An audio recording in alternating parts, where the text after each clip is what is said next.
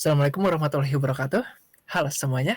Pada kesempatan kali ini kami dari Reguler B2 Universitas Widyatama, yakni Raka Mahardika, Muhammad Ban Jafar, dan Bagas Gurono Mum, berkesempatan untuk membawakan materi mengenai apply networking. Berikut poin-poin yang akan kami bawakan, yaitu network address, akan membahas MAC address, IP versi 4, versi 6, static dan dynamic address, DNS, dan virtualan. Lalu ada NIC, memilih NIC, install dan update driver NIC, configure NIC, dan ICMP. Lalu wired and wireless network. Ini konfigurasi wired and wireless network, lalu connect ke wired device sampai ke internet, terus basic network setup-nya gimana, basic wireless setting-nya gimana, sampai connect ke wireless network-nya. Lalu ada firewall. Gimana cara setting firewall, OPNP, DMZ, APT DMZ, port forwarding, MAC address filtering, sama konfigurasi setting firewall-nya gimana. Lalu ada IoT. Apa sih IoT itu? Lalu IoT dalam paket tracer. Lalu cara mengontrol IoT device di paket tracer itu gimana? Dan yang terakhir adalah troubleshoot and solution of problem. Ini mengidentifikasi problem, apa sih problemnya, lalu apa sih solusi yang harus diberikan agar problem tersebut tidak terulang atau tidak terjadi kembali. Next. Baik, yang pertama yang akan kita bahas adalah network address. Di poin 1 kita akan bahas yang namanya MAC address dan IP address. Apa sih mereka itu? Kalau MAC address itu alamat unik yang melekat pada NIC. Ada nggak sih ini, Kak? Oh, ada. MAC address itu alamat unik yang melekat pada NIC masing-masing device. Jadi, kalau satu device punya 2 NIC, ya berarti bakal punya 2 MAC address gitu, karena MAC address sendiri nempel ke NIC, menempel secara fisik. Lain halnya dengan IP. Kalau IP itu tergantung dari ISP, tergantung dari pemberian provider, tergantung dari pemberi penyedia internet. Contoh, kita lagi terhubung ke koneksi A, lalu kita dapat 192.168.1.10. Lalu kita pindah ke koneksi B. Nah, ada dua kemungkinan. Kita dapat IP yang sama, atau kita bisa dapat IP yang berbeda, karena IP ini termasuk ke dalam logic. Lalu apa yang terjadi di MAC address? Ya MAC address-nya sih sama aja. Mau kita connect ke koneksi manapun, pindah-pindah koneksi A, B, C, ya MAC address-nya tetap itu aja gitu. Dan juga format MAC address ini beda sama format IP address. Kalau format MAC address dia pakainya 48 bit. Ada 3 tipe pemisah, ada strip, titik 2, ada titik. Kalau IP address kita bakal menemukan 2 versi IP, yaitu IP versi 4, dia punya 32 bit dengan titik sebagai pemisah, dan juga menggunakan decimal notation. Kalau IP versi 6, dia punya 128 bit dengan titik 2 sebagai pemisah, dia pakai hexadecimal notation, dan dia ada istilah yang namanya compress dan uncompress. Nah, kalau misalkan kalian penasaran tentang IP address kalian, tentang MAC address kalian, kalian bisa langsung buka CMD, ketikin ipconfig/all, itu akan muncul sebuah konfigurasi IP dan MAC address yang ada di laptop kalian, dari IP versi 4, versi 6, sampai MAC address-nya. Kalian nggak mau ribet, bisa buka aja di website kalian, buka browser, ketikin URL what's my IP address, itu bakal muncul IP address yang ada, yang apa namanya, yang kalian punya, yang kalian dapat. Next, setelah kita akan bahas IP, kita bahas yang namanya static dan dynamic address. Apa sih mereka ini? Sesuai dengan namanya, static. Ya udah, statis. Kalian harus konfigurasi itu semua sendiri. Kalian harus konfigurasi alamat IP address-nya sendiri. Contoh, kita mau mau connect ke suatu koneksi. Lalu pada saat kita connect, berhasil connect, tapi nggak dapat akses internetnya. Ternyata kita harus mengkonfigurasikan sendiri, mengkonfigurasikan secara mandiri IP address-nya biar bisa connect ke internet, agar bisa connect ke gateway address-nya. Nah, beda halnya sama dynamic address. Kalian cukup konekin, itu bisa langsung tuh connect ke internet, bisa langsung terhubung ke gateway-nya. Nah, ini tuh istilahnya namanya DHCP atau Dynamic Host Configuration Protocol. Dalam DHCP ada yang namanya DHCP server. Dia ini secara otomatis ngasih ke kita alamat IP yang bisa, yang available, yang tersedia, yang buat kita pakai gitu. Jadi dalam DHCP ini kita ya udah terima jadi. Dan IP yang didapat pun IP yang tersedia. Jadi nggak akan mungkin ya ada istilah IP bentrok, nggak mungkin kalau di dalam DHCP. Tapi kalau di dalam static address mungkin aja ada IP yang bentrok. IP bentrok sih apa sih? IP bentrok itu satu IP dipakai pada dua device atau lebih secara bersamaan. Harusnya satu IP hanya boleh dipakai di dalam satu device dalam satu waktu dalam satu koneksi.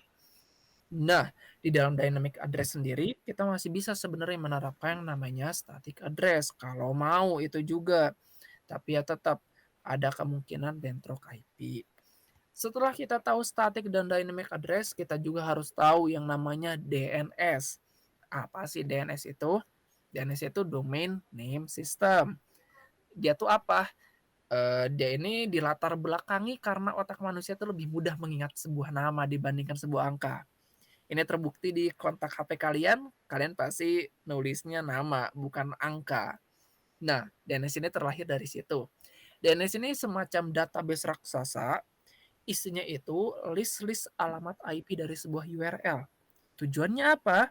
Saat kita mengakses ke salah satu URL dan ternyata server salah satunya mati dan kebetulan kita mengakses ke server tersebut, DNS ini bakal langsung otomatis mengalihkan kita ke server yang dimiliki sama si URL tersebut. Jadinya kita masih bisa akses webnya tanpa harus mengalami yang namanya server down. Ya servernya tetap down tapi kita nggak tahu gitu karena kita udah berganti server. Itu gunanya satu URL punya lebih dari satu IP. Setelah kita mengenal yang namanya DNS, kita mengenal istilah VLAN atau virtual LAN. Dia ini sebuah konsep sebenarnya, sebuah konsep yang dipakai di jaringan komputer. Dia ini ngebagi satu jaringan fisik menjadi beberapa jaringan non fisik, beberapa jaringan virtual. Jadi satu jaringan fisik jadi punya beberapa segmen sebenarnya. Nah, saat kita mau join ke segmen, misal segmen A, maka ya udah kita dapat aksesnya segmen A aja udah dan kita cuma bisa komunikasi dengan sesama anggota di segmen A udah. Makanya VLAN ini sebenarnya tingkat keamanannya bagus. Kontrol aksesnya bagus banget.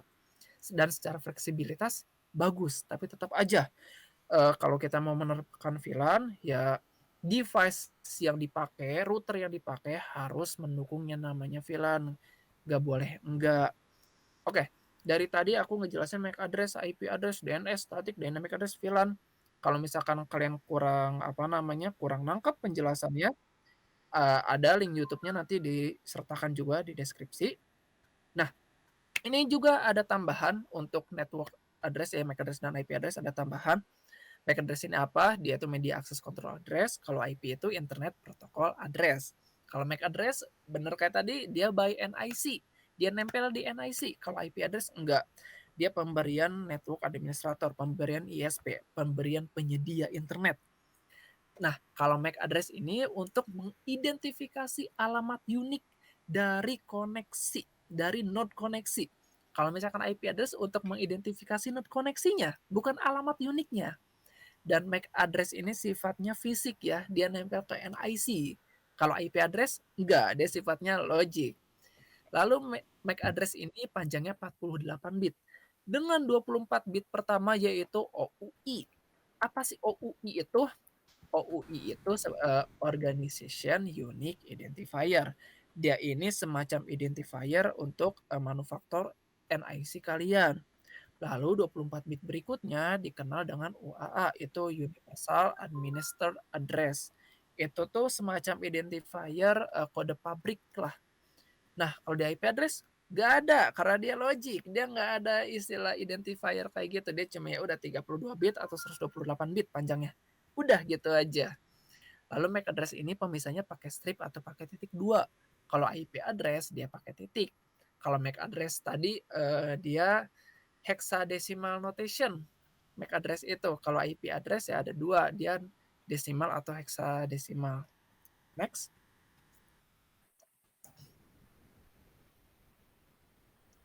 Nah, ini tuh, contoh atau gambaran dari pada saat kita lagi connect di LAN 1, kita dapat IP 200.8, tapi MAC address yang kita punya di 7-87. Lalu kita pindah koneksi ke LAN 2, dan ternyata IP-nya berubah jadi 100.8. Itu aja karena MAC address ini nempelnya di NIC. Next. Ini format MAC address, dia ada 3 format, ada yang pakai strip, ada yang titik 2, ada yang pakai titik. Sama aja sebenarnya. Ya juga, tetap panjangnya 48 bit dengan 24 bit pertama yaitu OUI dan 24 bit berikutnya yaitu UAA. Next. Nah, ini untuk format IP address. Ada versi 4, ada versi 6. Versi 4 ini 32 bit dengan titik sebagai pemisah dan dia decimal notation. Kalau versi 6, dia ada 2 sebenarnya, dia sama-sama 128 bit, sama-sama hexadecimal format, hexadecimal notation. Tapi ada yang belum dikompres, ada yang udah dikompres. Kalau yang belum dikompres itu lebih panjang, kalau yang udah dikompres itu lebih pendek, lebih sedikit. Tapi secara fungsional mereka berdua sama. Next. Nah, ini contoh, pada saat, saya, nyoba, ipconfig/all, dan ternyata langsung muncul nih, saya lagi connect, ke suatu WiFi. Ini kan wireless LAN adapter WiFi ya, jadi saya lagi connect ke suatu WiFi, lalu DHCP-nya enable dengan MAC address-nya sekian tuh, physically address. Nanti Kak.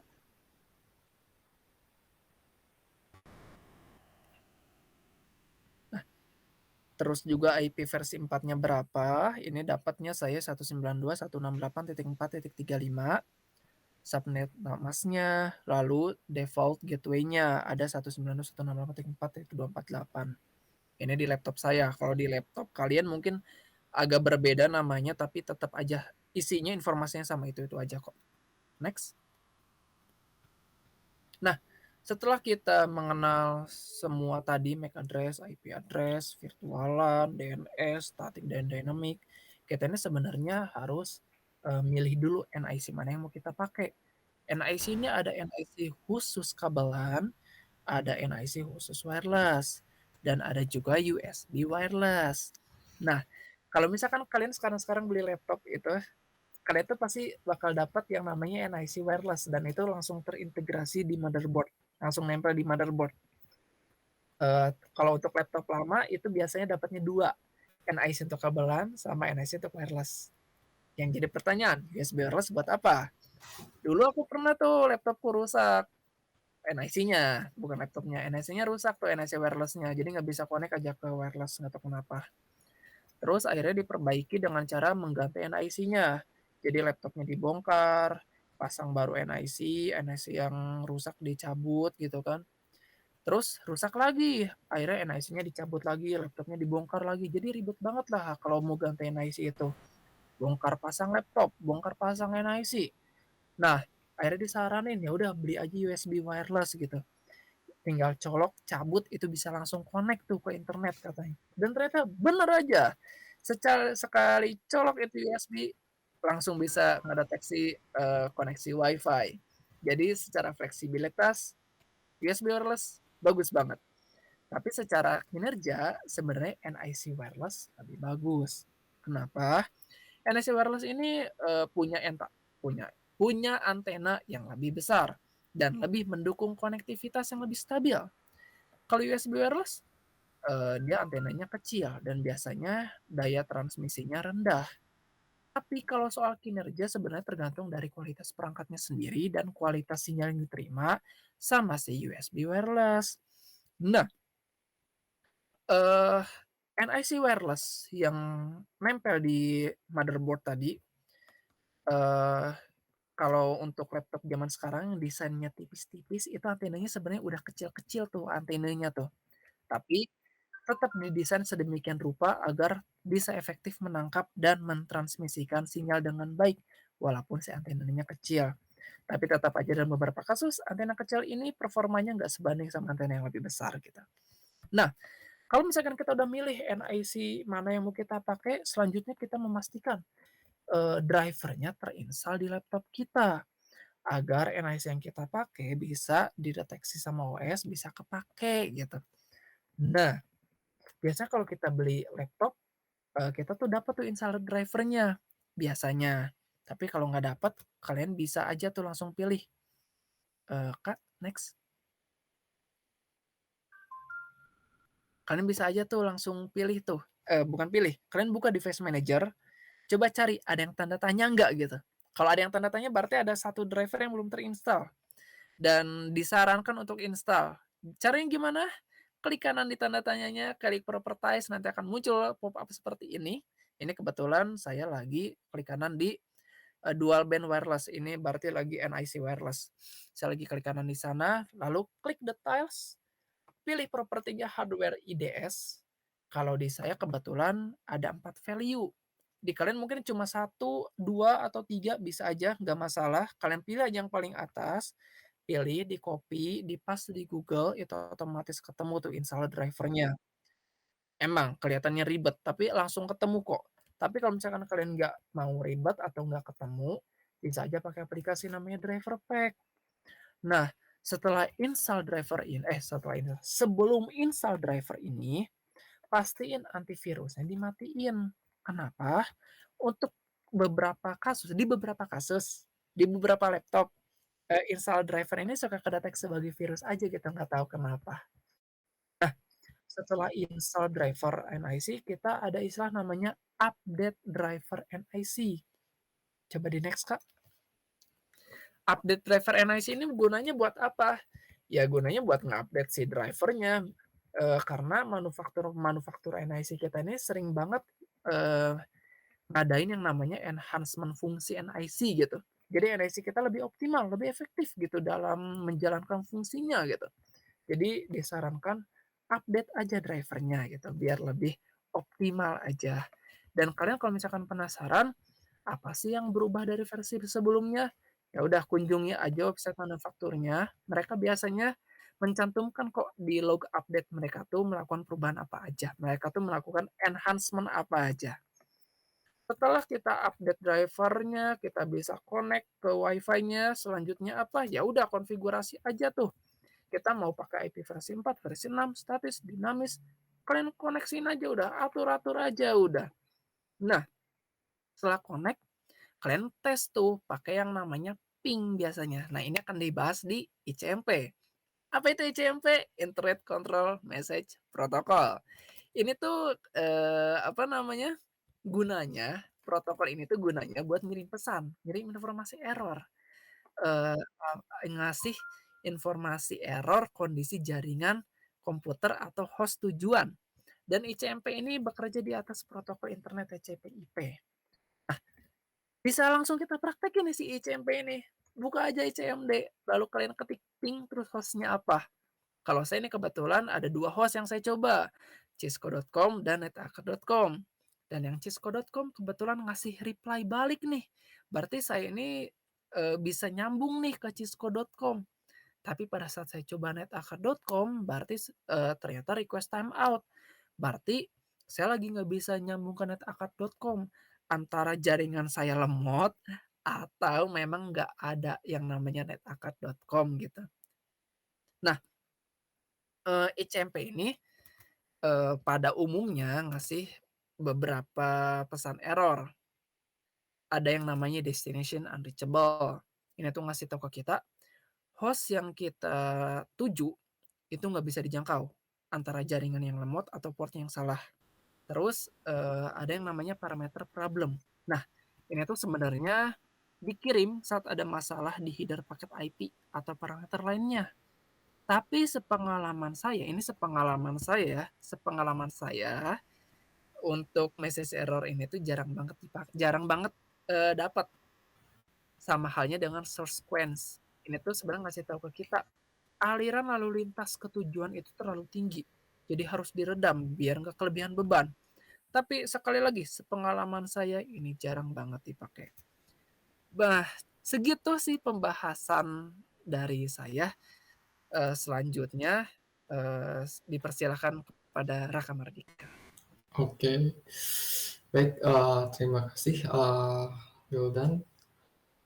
Mungkin teman-teman sudah mengenal apa itu IP address, MAC address, lalu ada NIC juga ya. Nah, oke, mungkin tahap selanjutnya kita akan mengenal atau melakukan langkah-langkah konfigurasi jaringan kabel dan nirkabel.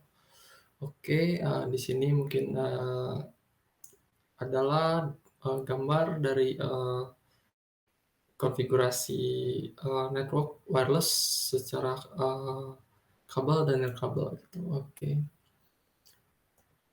Oke, bagaimana langkah-langkahnya kita akan telusuri. Pertama, kita memerlukan beberapa perangkat seperti modem, modem DSL, lalu ada router, lalu ada personal komputer, lalu ada kabel network atau kabel Ethernet ya. Selanjutnya ada juga internet atau ISP, Internet Service Provider gitu, atau juga bisa dikenal dengan internet cloud. Oke, Oke, pertama kita sambungkan eh, kabel modem dengan router. Dengan router kita sambungkan kabel modem ini dengan router eh, dalam keadaan mati ya. Modemnya dalam keadaan mati dulu, lalu kita sambungkan dengan router, hubungkan dengan port Ethernet gitu. Selanjutnya selanjutnya kita hubungkan jaringan internet atau kabel Ethernet ya ke NIC yang ada di komputer gitu. Oke, kita pilih salah satunya karena di sini tersedia 4 port, kita pilih salah satunya saja. Selanjutnya kita sambungkan apa namanya listrik ya, listrik, aliran listrik atau power, kabel power ke dalam ke modem DSL. Lalu lupa juga kabel power untuk routernya kita sambungkan. Setelah semuanya tersambung, nah coba dinyalakan button yang ada di modem, router dan PC, sehingga ketika mereka semua sudah menyala, uh, akan muncul lampu indikator laptop atau router gitu. Ini tandanya ada komunikasi gitu. Modem memungkinkan router untuk menerima informasi jaringan yang dibutuhkan atau yang diperlukan untuk mengakses internet dari ISP. Tandanya mungkin hijau seperti itu. Kalau mungkin masih merah, mungkin ada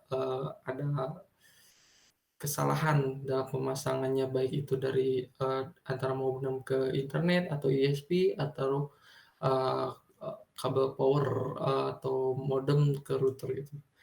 Selanjutnya informasi informasi apa aja yang dibawa ya, informasi apa aja yang dibawa itu ada informasi alamat IP, IP versi 4, subnet mask, terus ada alamat DNS server. Oke, nah selanjutnya mungkin ini gambaran sederhana dari small office atau home yang dihubungkan dengan kabel network.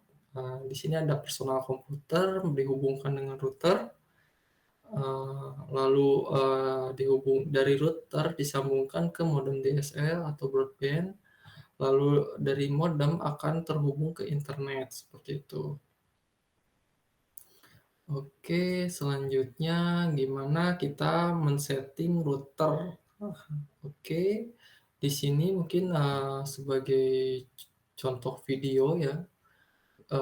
Di sini kita akan mengkonfigurasi router TP-Link 28 TP-Link WR8450. Oke. Di sini kita masukkan password-nya gitu untuk masuk ke halaman utama dari dashboard-nya gitu, TP-Link. Nah, di sini tersedia informasi, LAN apa yang kita pakai, subnet mask-nya, MAC address-nya, lalu ada tipe, versionnya, hardware versionnya gitu. Lalu ada wide area network-nya. Di sini tersedia, halaman utama ya. Nah, oke, selanjutnya ada, quick setting. Quick setting ini memungkinkan untuk mengkonfigurasi jaringan secara cepat ya. Eee, Lalu ada operation mode. Operation mode memungkinkan kita memilih operasi mode yang akan kita gunakan sebagai router ini. Bisa wireless router, ada range extender, ada access point, ada WISP, lalu ada network. Nah, network ini memungkinkan mengelola pengaturan jaringan seperti, IP address, DHCP, virtual LAN, seperti itu. Di sini tersedia IP address-nya, subnet mask-nya, lalu ada, eee, network. Nah, oke, di network ini tersedia beberapa submenu ya, ada banyak. Lalu ada wireless. Nah, di wireless ini mengatur jaringan nirkabel seperti, SSID. Nah, ini nama wireless-nya nanti kita bisa setting. Lalu ada enkripsi atau pengaturan keamanan. Nah, oke, nanti kita bisa nah, setting enkripsinya seperti apa, wireless password-nya seperti apa, itu sesuai kebutuhan gitu. Berfungsi, ya untuk memberikan keamanan untuk wireless kita gitu atau jaringan kita. Lalu ada wireless advance, static, lalu ada advanced router atau guest network ya. Di sini guest network, mungkin bisa kita explore lebih lagi gitu. Lalu selanjutnya ada DHCP setting, DHCP setting, DHCP client setlist. Nah, di sini terpampang, list DHCP-nya. Lalu ada forwarding. Forwarding ini untuk, mengatur penerusan port. Lalu security. Security yang memberikan keamanan untuk wireless kita. Bisa, pengaturan firewall, ada MAC address filtering, lalu ada pengaturan VPN gitu. Lalu ada access control. Oke, nanti bisa dieksplor terlebih lagi, ada advanced routing, kita bisa memberikan, pengaturan routing kita. Oke, nah mungkin, dari video ini kita, sudah diperkenalkan beberapa menu ya, beberapa menu yang ada di, halaman dashboard, TP-Link router gitu. Oke, selanjutnya bagaimana kita men-setting, internet kita, wireless kita ya. Kita pilih quick setup saja untuk mempermudah atau kelancarannya. Kita pilih operation mode yang akan kita pilih, misalkan sebagai router, sebagai access point, atau ring extender. Oke, selanjutnya bisa kita pilih sebagai router, wireless router. Kita coba pilih next ya.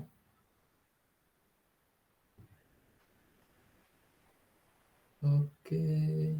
Nah, lalu sebentar.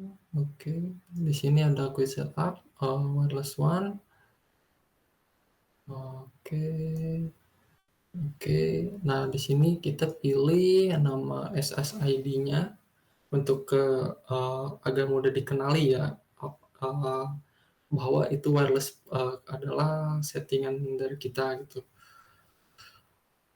Kita coba beri nama sesuai dengan keinginan Anda atau teman-teman. Kita berikan namanya, silahkan disetting. Lalu ada security, nanti security-nya silahkan tentukan sendiri. Mau itu karakter dan uh, jumlah karakter 8 sampai 64 karakter ya. Oke, oke, kita next, lalu kita pilih tipe LAN. Kita biarkan smart IP address, lalu di sini terlihat netmask IP-nya, lalu ada, review setting. Di review setting ini kita bisa melihat, apa aja yang sudah kita, setting sebelumnya. Oke, selanjutnya kita klik finish. Nah, di sini sistem akan memberikan, mengerahkan untuk kita, reboot atau restart booting ya untuk, wireless-nya. Selama wireless kita di-restart ulang, pengaturan yang kita lakukan sebelumnya akan tersimpan seperti itu. Oke, kita coba skip beberapa. Oke, setelah 100%, eee, halaman akan diberi eee, halaman akan, di-restart seperti itu, dan kita bisa mengecek, internet kita gitu. Oke, untuk internet, IP address-nya kita udah dapet, IP 11.61.11, lalu kita coba koneksikan internet, menggunakan wireless yang sudah kita setting ya. Kita pilih, lalu berikan password-nya, masukkan password-nya. Oke, kita berikan password-nya. Setelah terkoneksi, oke, kita coba cek, salah satu domain speed test untuk mengecek, internet yang sudah kita pasang. Oke, ternyata terkoneksi. Oke, kita coba ping ya menggunakan ICMP tadi, ipconfig, dan terlihat, list IP ya, list IP yang sudah kita setting. Ini IP-nya 192.168.1.11, subnet mask-nya, lalu juga ada di sini ada IP versi 4, IP versi 6-nya. Oke, nah mungkin, itu, sedikit implementasi dari pengaturan router kita. Oke, selanjutnya kita akan membahas, firewall setting ya. Oke, apa sih firewall itu? Firewall itu berfungsi untuk, memantau dan mengontrol lalu lintas data yang akan masuk dan keluar di jaringan kita. Firewall ini mempunyai beberapa fungsi penting, seperti perlindungan dari serangan jaringan, penyaringan lalu lintas data, lalu pengaturan kebijakan akses, lalu ada juga proteksi, terhadap virus atau malware, atau ada juga, selanjutnya logging atau pemantauan keamanan gitu. Eee, Fungsi-fungsi firewall ini sangatlah berguna atau sangatlah penting untuk, lapisan pertahanan tambahan untuk melindungi jaringan kita atau melindungi data sensitif kita dari ancaman yang ada di dunia internet atau di luar gitu. Oke, di sini ada beberapa fitur atau, yang ada di router ya, firewall setting. Ada UPnP, ada DMZ, ada port forwarding, ada MAC address filtering. Oke. Apa sih, UPnP? UPnP itu Universal Plug and Play. Universal Plug and Play memungkinkan protokol yang ada di perangkat jaringan kita secara otomatis, untuk berkomunikasi satu dengan yang lainnya gitu. Sehingga, device yang sudah kita setting, dan tersambung dengan UPnP kita akan secara otomatis, mengatur, mendapatkan, koneksi ya, koneksi dari perangkat jaringan yang tersedia gitu. Seperti contoh di sini ada Xbox yang akan kita hubungkan ke internet gitu. Selagi Xbox, selagi Xbox ini kita sudah setting di, router menggunakan UPnP ini, setiap kali Xbox kita nyalakan selama terhubung ke internet, Xbox akan mendapatkan atau diberikan akses internet, melalui router ini gitu. Oke, selanjutnya ada DMZ. DMZ itu apa? Demilitarized Zone. DMZ itu area di dalam jaringan yang ditempatkan, di luar firewall utama gitu. Sehingga perangkat yang ada di dalam firewall dapat diakses secara langsung dari internet tanpa ada batasan, batasan yang diberlakukan oleh firewall gitu. Fitur, DMZ ini, memungkinkan kita untuk mengalihkan semua lalu lintas dari internet ke perangkat yang ditentukan gitu. Ini berguna jika kita perlu mengakses, dari luar ke perangkat tertentu gitu. Lalu selanjutnya ada port forwarding, oke. Port forwarding ini memungkinkan kita untuk mengarahkan lalu lintas, dari port tertentu ke router atau ke perangkat jaringan yang ada gitu. Dengan mengatur port forwarding, kita memungkinkan akses dari internet ke perangkat atau layanan tertentu di dalam jaringan. Misalkan, kita ingin mengarahkan lalu lintas di port 80 ke server web, sehingga membuat situs web yang kita pakai dapat diakses melalui internet, seperti itu.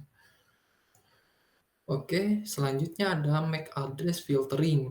MAC address filtering memungkinkan kita untuk mengakses atau memberikan kontrol di jaringan kita dengan membatasi, perangkat mana aja yang diizinkan untuk berkomunikasi dengan router atau terhubung ke internet berdasarkan alamat berdasarkan alamat MAC address yang sudah ada gitu. Kita dapat menghubungkan atau menambahkan MAC address device tertentu sehingga device tersebut bisa terhubung ke internet. Oke. Fitur-fitur dari firewall ini, memberikan fleksibilitas dan kontrol, sehingga kita dengan mudah mengelola jaringan kita. Eee, Penting untuk kita mengatur dan mengkonfigurasi, dengan hati-hati dan memastikan keamanan kinerja jaringan kita secara optimal gitu. Oke, mungkin, itu yang dapat saya sampaikan. Materi selanjutnya akan diberikan oleh saudara Bagas, silahkan. Oke, terima kasih. Di era modern ini, yang apa-apa sudah digital, yang sudah canggih, dan salah satunya adalah Internet of Things. Apa itu Internet of Things? Internet of Things atau yang bisa disingkat IoT adalah jaringan perangkat fisik yang terhubung satu sama lain melalui internet.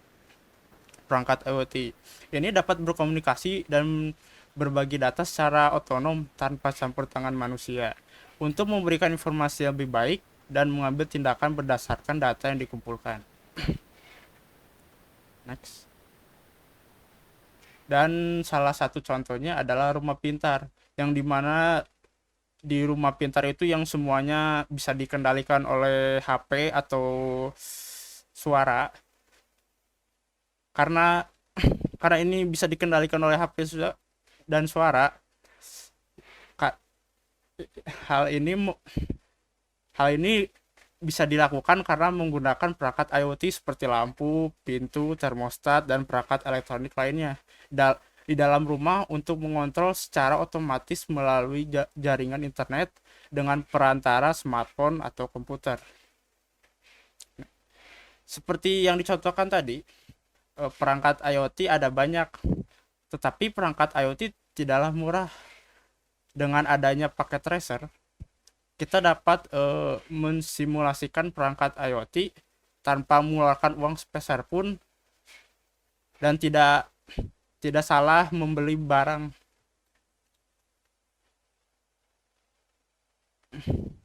Berikut adalah tampilan paket tracer.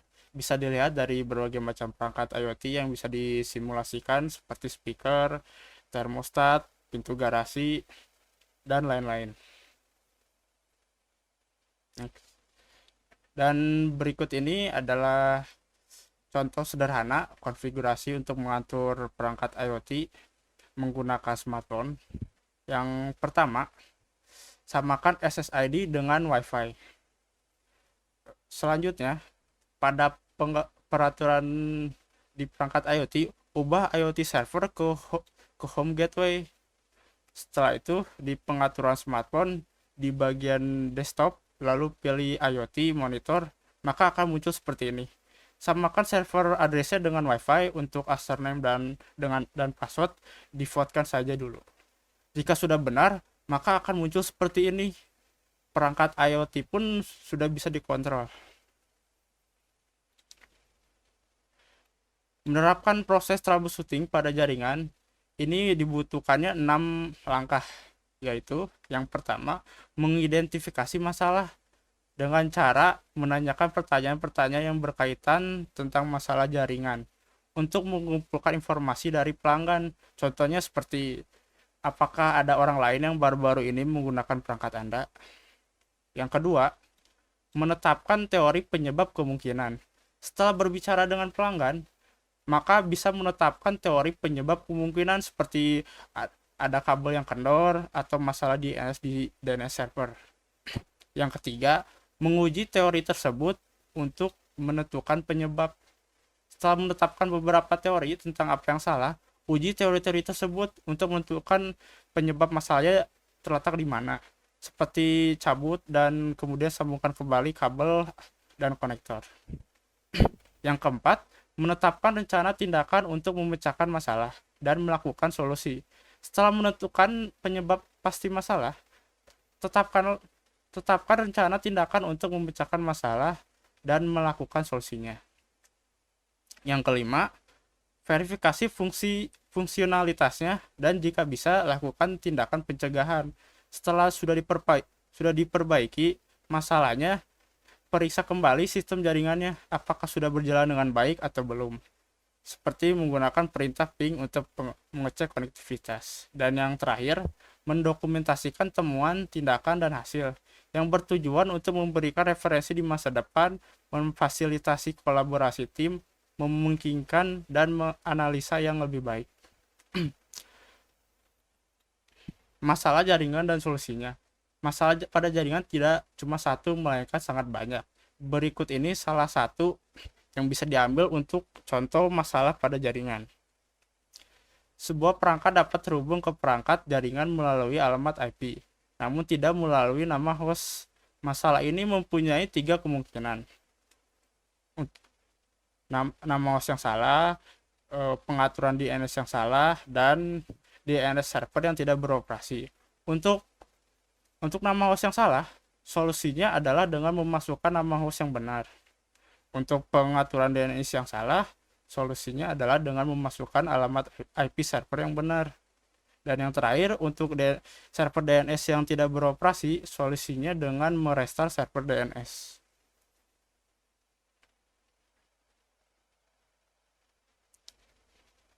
Sekian dari kami, mohon maaf bila ada kesalahan dan terima kasih sudah meluangkan waktunya.